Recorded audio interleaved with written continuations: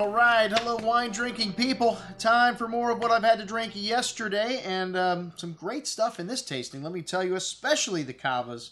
And if you told me this, well, that I was going to be raving about cava 10 years ago, I'd say you're nuts. Cheaply made sparkling wine from Spain.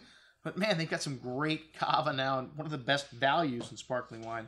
You know, these wines for $20 or less, very hard to find stuff, high quality, method champenoise sparkling wine, and most places of the world under 20 bucks. This is 1312 from Mestres, and yes, 1312 does indicate when the family started the winery. Wow. And so they have very old vineyards, I would imagine here. They do everything under cork, which is unique. A lot of people use crown caps like they use in soda bottles today to do the aging, but everything hand riddled also, which is very unique. You don't see that in too many places, although there were no chalk marks. Always curious as to why you hand riddle people don't leave those on. That is a sign of craftsmanship, and it's something that you don't see anywhere in the world anymore. So I would leave the chalk mark on. Why not?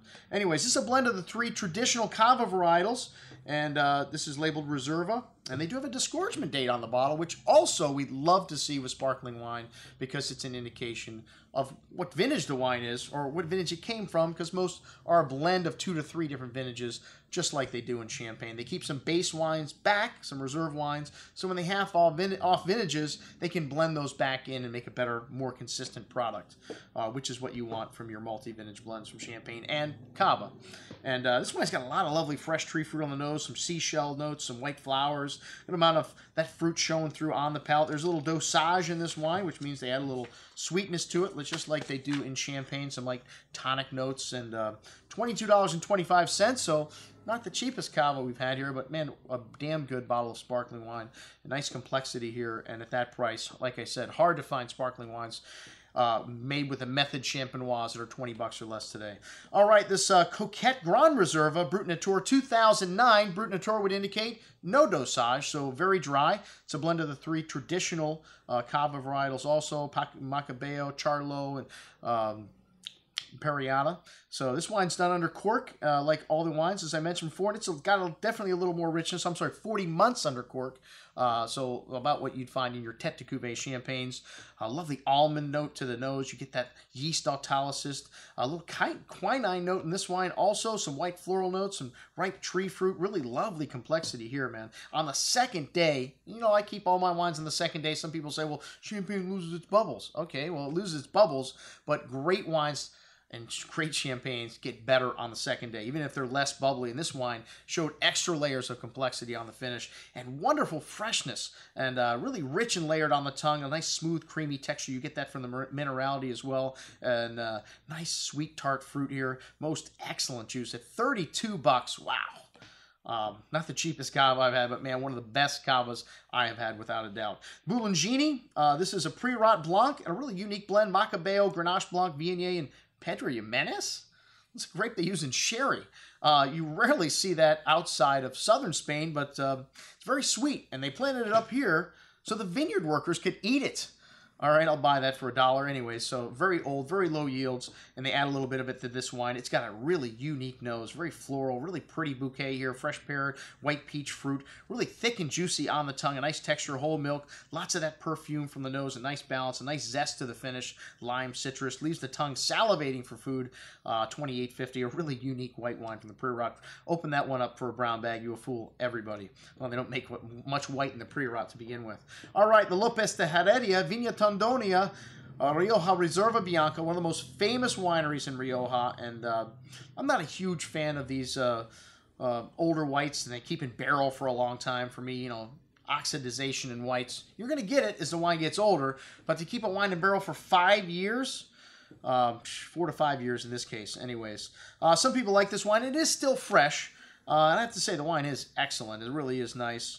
You know, it's nice and balanced, but maybe not my favorite style of wine. I don't go as nuts over these wines as some people do. Really lazy oxidative notes showing, but still has some nice fresh pear and red apple fruit, creme flan notes, nice acidity, and very fresh and pretty caramel notes on the finish as well at $54.75. Let's say it is a tasty bottle of wine. All right, the Lopez de Heredia Vina Tondonia Reserva, 2002. Not a great vintage, but this is when great producers shine. This has got Grenache, Mezzuelo, and Graciano in the blend, and 5 years in the barrel here. You know, red wine It's a little better in the barrel, and for some reason, Tempranillo, very resistant to oxidization. It's a grape you can keep in barrel. I've had Riojas. They were in barrel for 30 years. And unbelievable, still a lot of fresh fruit. This wine had that lovely strawberry, red cherry fruit, notes of dried meats in there, herbs, exotic spices, a hint of dill, and a really elegant wine on the palate, that bright red berry fruit, fine tannins, those dried meat notes and dried flowers, really nice long finish, excellent juice, and same price as the white. I have to say, give them both the same score. Maybe I do like oxidative whites. All right, the 1994 Vina Tondonio Gran Reserva, and this plot was chosen. It's a specific plot in the vineyard used for this grapes. 8 to 10 years in the barrel, so a very long time. And another decade before they release it, and for $107. Wow. You don't find wines that are just been released from the winery that are this old. So to me, one of the greatest values in the world of these Spanish wines. This is a blend of the same 4 grapes that they use in the first wine here. And wow, a lot of lovely nuance to the nose here. It's not a huge wine, but a lot of layers of flavors in this wine. Very elegant, really light, but very complex. And I'll bet this wine will last another 20 or 30 years, similar to like an old Burgundy. Most excellent juice. All right, and then on to the Priorat 2012 Buil and Gine.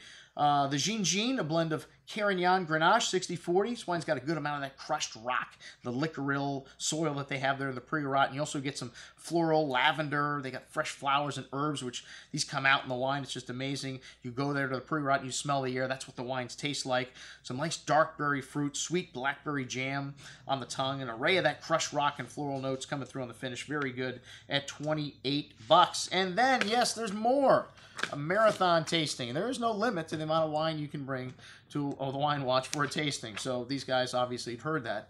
We had some wines from El Pedrosa, which is a Ribera del Duero producer. The Crianza here, 3rd generation family. 90% of the vineyards here Tempranillo, and the rest is Cabernet Sauvignon. This wine's 100% Tempranillo, 1 year in French and American oak, 6 months in the bottle. So light and fruity wine. This is an entry-level wine, the Crianza stuff. That's the old style of labeling wines, Crianza, Reserva, Gran Reserva. A lot of people don't even use those terms anymore. But this wine really light, nice balance, really drinking well right now. $26, $25, maybe a little heavy in the price tag. The 2010 Vina Pedrosa Crianza Ribera del Duero. This is aged a little longer in oak. Still labeled a Crianza, 100% Tempranillo, 10,000 cases of this wine per vintage. And this wine's a little heavier. Definitely it's got a little bit of that meat, steaky note to it. A little graphite mineral, some dark cocoa. A big and chewy wine on the tongue. This wine's got a lot of dry tannins here at the end. 2010s need a little bit of time here. This wine's got that dark cocoa and that animal nuance on the finish. Excellent juice at $39.75. And then the Reserva, and this wine's got a little Grenache in the blend, aged for 24 months in oak. Very intense bouquet here, that smoked meaty notes, dark spices, espresso, that graphite-like mineral nuance. Big and chewy on the tongue. Lots of that nuance coming through on the finish. That meat, that espresso, that spice. The dark berry fruit, though, they're in lots of intensity. This 2007, you could still go another 10 years easy before opening this one up. Long finish at $63.75. And then the 2005 Vina Pedrosa Gran Reserva. And this wine, most excellent. You definitely notice a notch up with most of the Gran Reservas. And a little bit of 90-10 Cabernet, Tempranillo Cabernet blend for 36 months in barrel. And this is only made in the best vintages, so they don't make it every year. 04 and 5 were 2 great vintages in Ribera del Duero. A very complex array of aromas on the nose. That dried meat, the dark cocoa. You get some nice herbal notes in there, earth, really rustic nose, but a lot of fruit here. Big and chewy on the palate, still lots of tannins. This wine will go another 10 years in your cellar at least. These wines age very well. I've had some old Vegas Sicilia wines into the 60s, still taste outstanding for $109. A little bit expensive, but well, most excellent juice. That's what we had to drink with our friends from Spain. I'm your host, Andrew Lampisoni, signing off for the Wine Watch, saying remember, always drink the good stuff first.